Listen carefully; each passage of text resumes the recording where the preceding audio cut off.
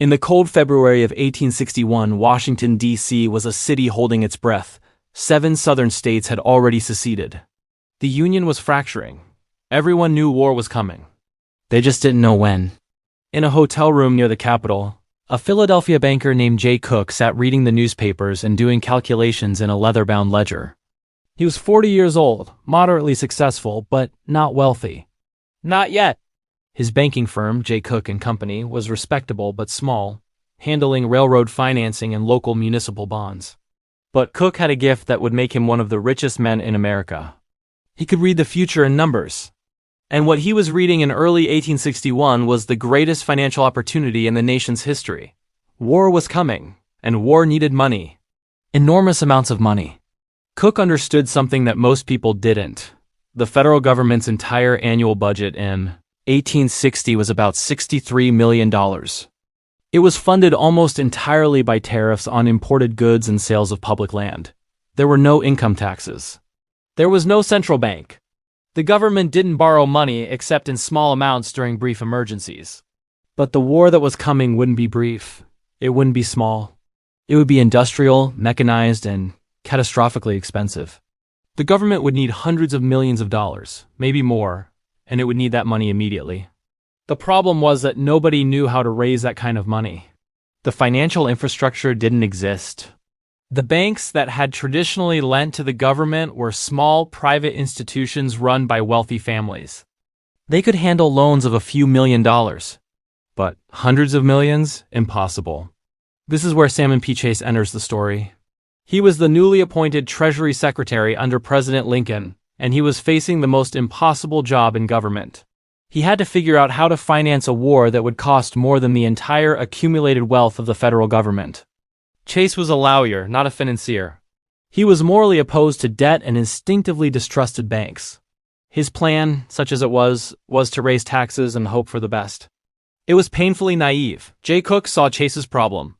More importantly, he saw the solution. And he saw how that solution could make him spectacularly wealthy. The government was going to have to borrow money on a scale never before attempted in American history.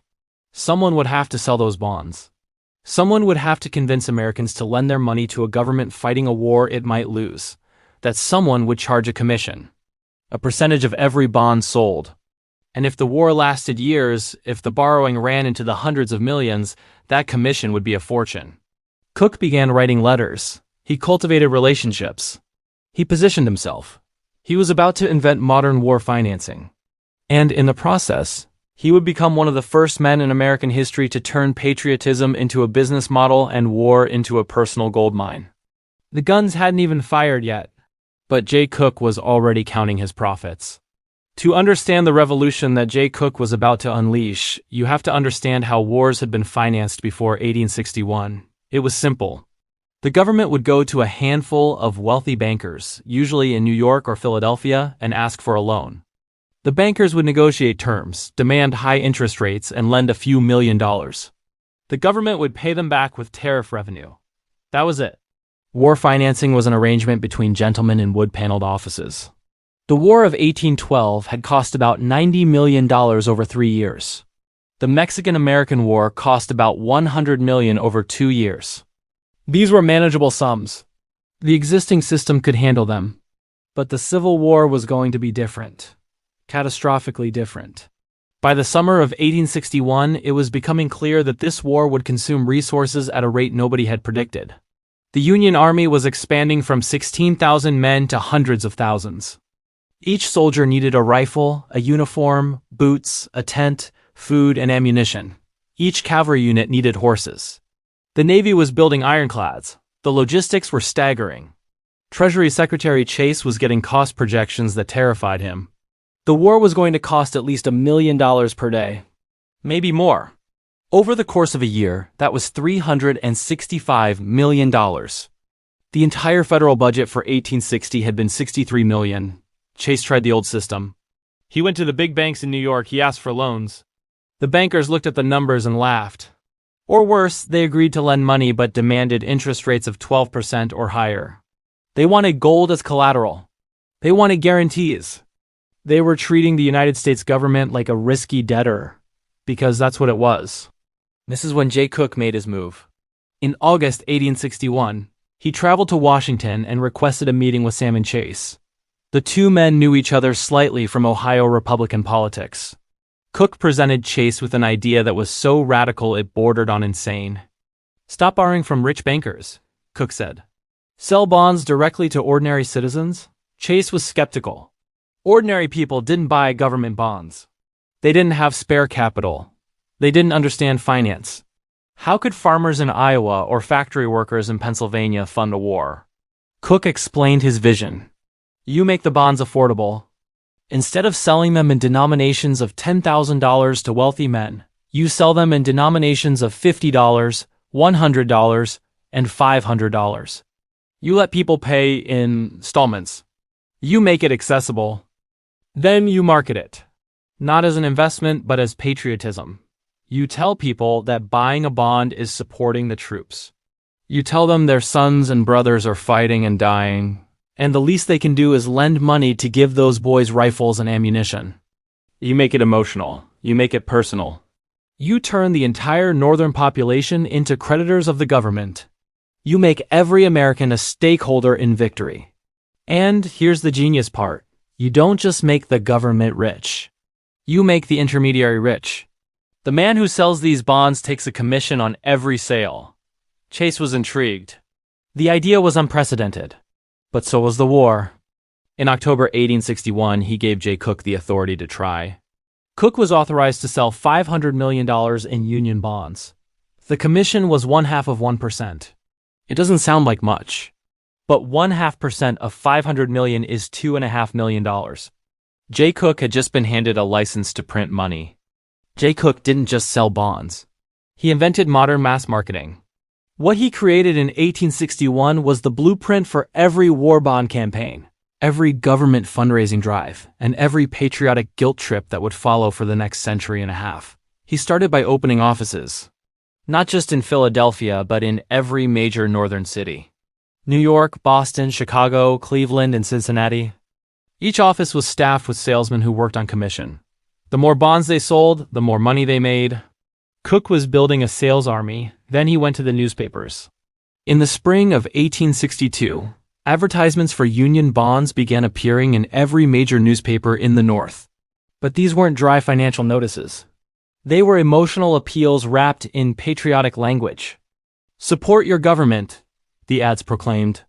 "Our brave boys are fighting for the Union. Will you do your part?" The ads told stories.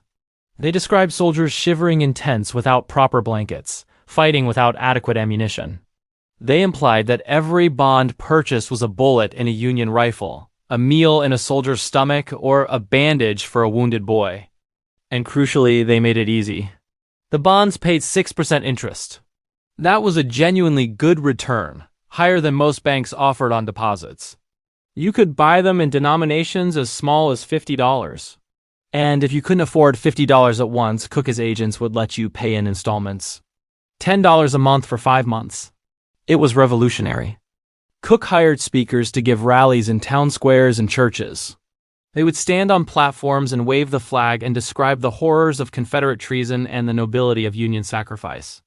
Then they would explain that for just $50, a man could strike a blow for liberty and earn interest while doing it. The pitch was brilliant in its cynicism. It combined guilt, greed, and patriotism in equal measure. If you didn't buy bonds, you weren't supporting the troops. You were practically a traitor, but if you did buy them, you weren't just being patriotic. You were making a smart investment. Cooke even deployed door-to-door salesmen. They would walk neighborhoods with subscription books, knocking on doors, explaining the bond program, and signing people up on the spot. It was high-pressure sales tactics wrapped in the American flag. The campaign worked beyond anyone's wildest expectations. In the first year of Cooke's operation, he sold over $400 million in bonds. Farmers bought them. Factory workers bought them. Shopkeepers, clerks, and school teachers bought them. Cooke had tapped into a market that nobody knew existed. He had proven that ordinary Americans collectively had enormous amounts of capital. They just needed someone to ask for it properly. By 1863, Jay Cooke and Company was selling bonds at a rate of $3 million per day. The commissions were pouring in. Cooke was personally earning thousands of dollars daily. In modern terms, he was making the equivalent of hundreds of thousands of dollars per day. And the war was just getting started. The bloodier it got, the more money the government needed. The more money the government needed, the more bonds Cooke sold. The more bonds Cooke sold, the richer he became. He had turned the Civil War into the most profitable business opportunity in American history. And he was just getting warmed up. The official story of Jay Cooke was that he was a patriot who helped save the Union by financing the war effort. And that story was true, as far as it went. But it left out the most important part. Jay Cooke became obscenely wealthy in the process. His initial agreement with Treasury Secretary Chase was straightforward. Cooke would receive a commission of 0.5% on every bond sold. It was presented as a modest fee for performing a vital service. But 0.5% of hundreds of millions of dollars is not modest, it's a fortune. By 1863, Cooke's operation was selling between $2 and $3 million in bonds per week. Sometimes more during particularly intensive campaigns. Do the math. 0.5% of $3 million is $15,000 per week. That's over $700,000 per year in commissions alone. In 1863, a skilled worker earned about $500 per year. A lawyer or doctor might earn $2,000. Jay Cooke was earning more in a single week than most Americans would see in a lifetime. But the commissions were just the beginning. The real money was in the spread. Here's how it worked. The government issued bonds at face value, say $100, paying 6% annual interest. But Cooke wasn't just a sales agent, he was also a buyer. His firm would purchase bonds directly from the Treasury at a discount, sometimes paying $98 for a $100 bond. Then he would turn around and sell those same bonds to the public at full face value. Or sometimes at a premium during particularly patriotic moments when demand was high. He might sell a $100 bond for $102. The $2 difference doesn't sound like much. But when you're moving millions of dollars in bonds per week, those $2 spreads add up to hundreds of thousands in pure profit. On top of the commissions. On top of the 6% interest he was earning on bonds, he kept it for himself. Cooke was also using the float. When customers paid in installments, Cooke's firm held their money for weeks or months before remitting it to the Treasury. During that time, he could invest it, lend it out, or use it to speculate. The government's money was making Cooke money before it ever reached the government. Contemporary estimates suggest that between 1861 and 1865, Jay Cooke personally earned between $3 and $7 million from his war financing operations. The exact number is impossible to calculate because Cooke's firm was private, and he wasn't required to disclose his finances. But to put that in perspective, $3 million in 1865 is equivalent to roughly $300 million in modern purchasing power. $7 million would be closer to $700 million. Jay Cooke had become one of the richest men in America by selling the government its own credit. He had invented a system where the more desperate the government became, the more money he made. The bloodier the war, the higher his profits. By 1864, Cooke was living in a mansion in Philadelphia that rivaled the homes of railroad barons. He owned a country estate. He traveled in private rail cars. He was a regular at the White House, dining with cabinet members and congressmen. All of this wealth came from a war that was killing hundreds of thousands of Americans. Cooke wasn't pulling the triggers, but he was profiting from every bullet fired. And unlike the soldiers who were dying in the mud at Shiloh, Antietam, and Gettysburg, Jay Cooke's greatest risk was a smaller commission percentage. The Union won the war, but Jay Cooke won the lottery. Jay Cooke's relationship with Treasury Secretary Salmon Chase went far beyond business. They were friends. They were political allies. And most importantly, Chase told Cooke things that no private citizen should have known. Chase and Cooke corresponded regularly, sometimes daily. The letters that survive are revealing. Chase would inform Cooke about upcoming military campaigns before they were public knowledge. He would share details about government financial policy weeks before official announcements. He would discuss cabinet debates, political maneuvering, and strategic decisions. This wasn't just friendly conversation. It was insider information. And Cooke used it ruthlessly. When Chase told him that Grant was planning a major offensive in the West, Cooke knew that a Union victory would boost bond prices. He would buy heavily before the campaign, then sell at a profit after the victory was announced and patriotic fervor drove up demand. When Chase warned him that the Treasury was running low on gold reserves, Cooke knew that paper currency might be devalued. He would shift his personal holdings accordingly, protecting his wealth while ordinary investors got blindsided. The most lucrative information came from military intelligence. Cooke knew about battlefield victories and defeats before the newspapers did, before the markets did, before anyone except the War Department and the White House. In July 1863, when news of the Gettysburg victory reached Washington, Cooke knew about it within hours. The public wouldn't know for days. In that window, he bought Union bonds aggressively, knowing that when the news broke, patriotic enthusiasm would drive prices up. When it did, he sold at a significant profit. But Cooke wasn't just profiting from Union victories.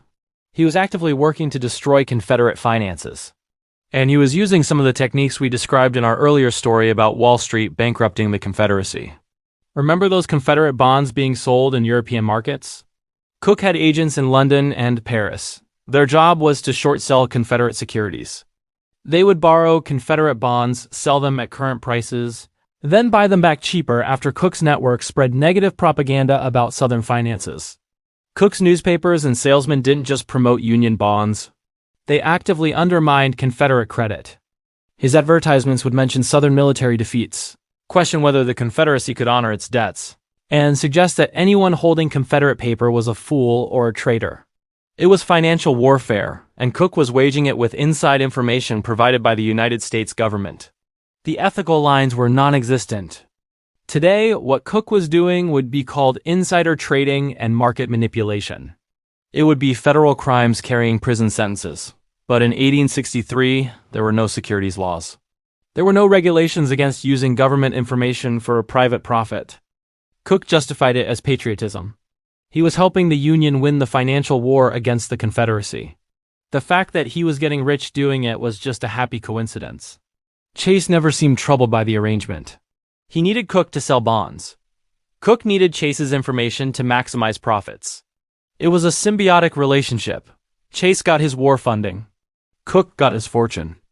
The arrangement became so close that when Chase ran for the Republican presidential nomination in 1864, Cooke was one of his biggest financial backers. Cooke pumped money into Chase's campaign, paid for newspaper advertisements, and mobilized his network of bond salesmen to promote Chase politically. Chase lost the nomination to Lincoln, but the relationship with Cooke never suffered. Chase continued feeding him information. Cooke continued profiting from it. And the war ground on, making both men indispensable to the Union cause and incredibly wealthy in the process. This was the birth of something new in American life, the revolving door between government and finance. The idea that public service and private profit could be mixed. That patriotism and personal enrichment were not just compatible but inseparable. Jay Cooke was pioneering a model that would define American capitalism for the next century and a half. When the war ended in April 1865, Jay Cooke stood at the pinnacle of American finance.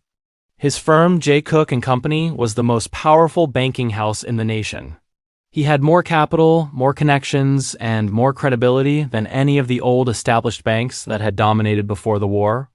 The war had made him rich, but peace was going to make him a titan. Cooke understood something fundamental about post-war America. The country was about to explode with growth. The war had accelerated industrialization. It had created new technologies, new industries, and new appetites for capital. Railroads, steel mills, coal mines, and oil refineries, all of them needed financing on a scale that had never existed before. And Cooke had the techniques to finance them. He had proven during the war that you could raise enormous sums by selling securities to ordinary people. The same methods that had funded the Union Army could fund the Northern Pacific Railway or the coal fields of Pennsylvania. He pivoted immediately. His offices that had been selling war bonds started selling railroad bonds. His newspaper advertisements that had appealed to patriotism started appealing to profit and progress. "Invest in America's future," the ads proclaimed. "The railroad will connect East and West." Cooke's first major post-war project was financing the Northern Pacific Railway. It was an audacious scheme. Build a transcontinental railroad from Lake Superior to Puget Sound, opening up the Northern Territories to settlement and commerce. The cost would be astronomical, maybe $100 million or more. Congress had granted the Northern Pacific massive land grants, 40 million acres of public land along the route.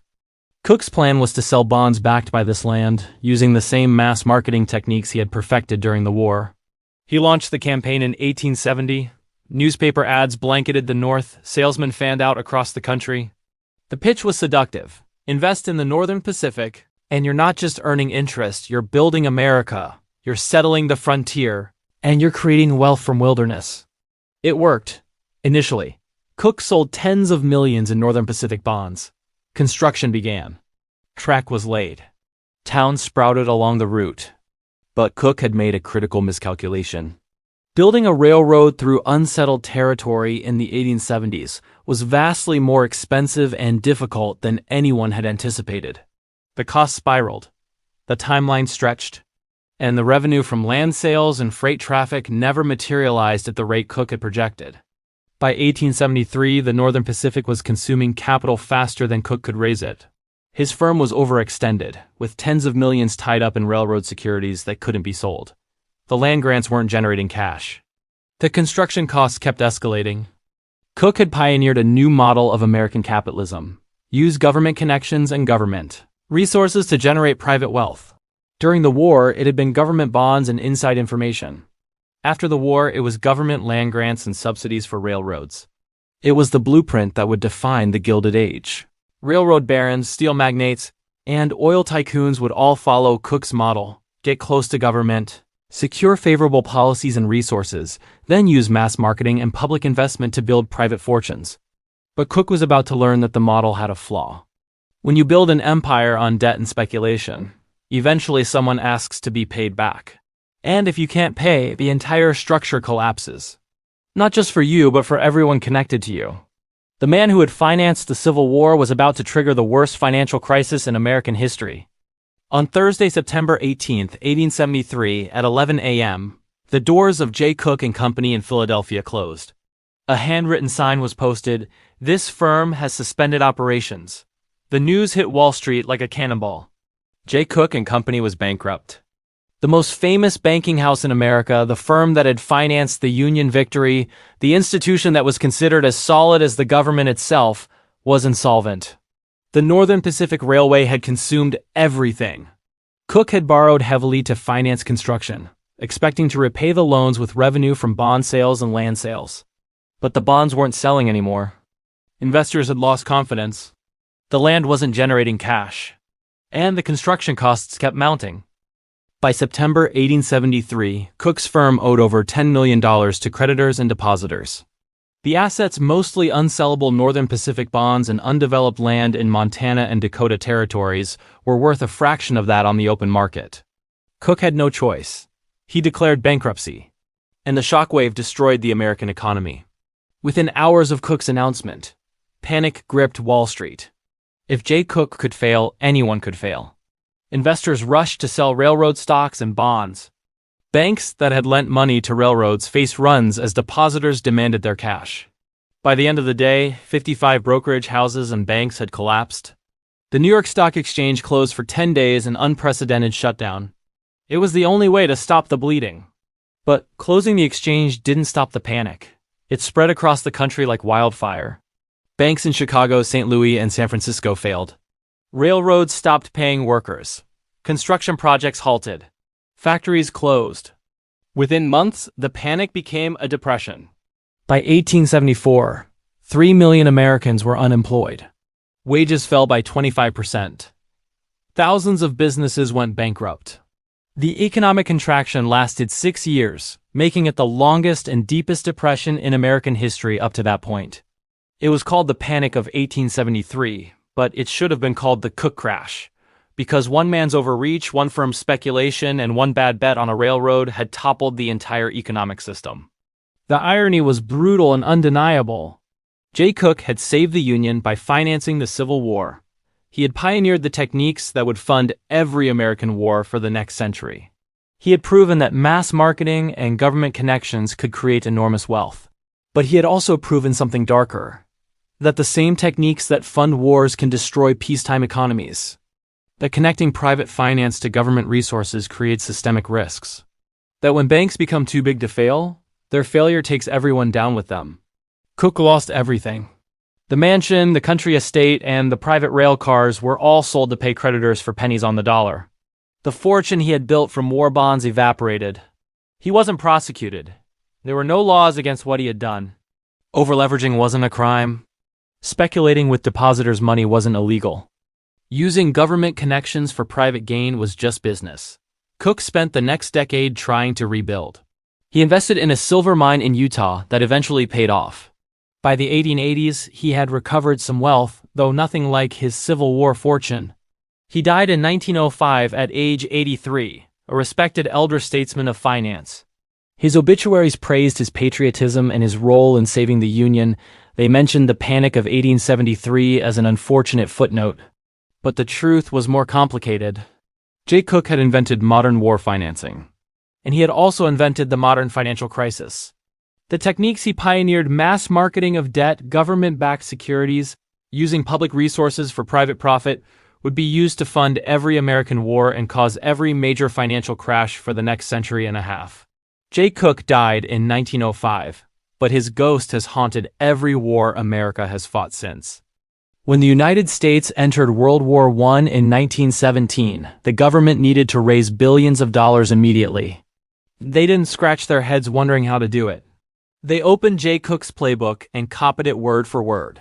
Liberty bonds, sold in small denominations, marketed with emotional appeals to patriotism. Buy bonds and bring the boys home. Newspaper ads, rallies, and celebrity endorsements. Door-to-door salesmen.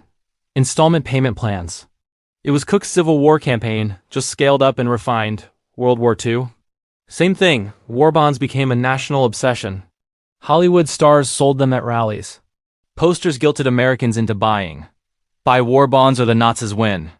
The government raised over $185 billion, almost half the total cost of the war, by selling bonds directly to citizens. Every war since has followed the same model. Vietnam, Iraq, and Afghanistan all financed partially through government securities sold to ordinary Americans through their pension funds, their mutual funds, and their retirement accounts. Most people don't even realize they're funding wars. But they are. They're bondholders. They're creditors of the war machine. Jay Cooke invented that system. He proved that you could make an entire population complicit in war financing by making them investors, by giving them a financial stake in victory. But Cooke's legacy goes deeper than war bonds. He established the fundamental principle of modern American capitalism. Government debt is a safe, profitable investment vehicle for ordinary people. Before Cooke, government bonds were something rich bankers bought. After Cooke, they became something everyone bought. Today, U.S. Treasury securities are considered the safest investment on earth. They're the foundation of pension funds, insurance companies, and foreign central banks. The global financial system rests on the assumption that American government debt is always a good bet. That assumption? Jay Cooke created it. He sold it. He made it real. And then there's the other part of Cooke's legacy, the darker part, the revolving door between government and finance. The idea that government connections equal private wealth. That public service is a path to personal enrichment. Cooke's relationship with Treasury Secretary Chase was the prototype. Today, we call it the military-industrial complex, but it's really the military-financial complex. Defense contractors who employ former generals. Investment banks hiring former Treasury secretaries. Lobbying firms packed with ex-congressmen. The model is always the same: get close to government, secure favorable policies, and use those policies to generate private profits. Defense spending, infrastructure projects, subsidies, and tax breaks, they're all mechanisms for converting public resources into private wealth. Cooke pioneered it. He proved it worked. And every generation since has refined the technique. The numbers are staggering. The U.S. government is currently $36 trillion in debt. Much of that debt is held by ordinary Americans through their retirement accounts. They're earning interest on securities backed by future tax revenue. They're creditors of a government that will never pay off the principal, only the interest forever. It's a Ponzi scheme that works because everyone agrees to pretend it will work. And it started with Jay Cooke selling war bonds to finance the Civil War. The story of Jay Cooke isn't just history. It's the origin story of modern finance. Every time a government finances a war through debt, every time a pension fund buys treasury bonds, and every time a defense contractor gets a no-bid contract, Jay Cooke's ghost is in the room. He proved that war is profitable, not just for generals and weapons manufacturers, but for bankers and investors. He proved that patriotism is a marketing tool. He proved that you can turn blood into money if you're clever enough with the accounting. The Civil War killed 600,000 Americans, but it made Jay Cooke a millionaire. And it created a financial system that has been profiting from war ever since. I'm Mark, and this is the Economic Warfare Tales channel. Subscribe now, because the wars we re-fighting today are being financed by the same techniques a Philadelphia banker invented in 1861, and when you understand where the money comes from, you understand who really wins every war. Spoiler: it's never the soldiers.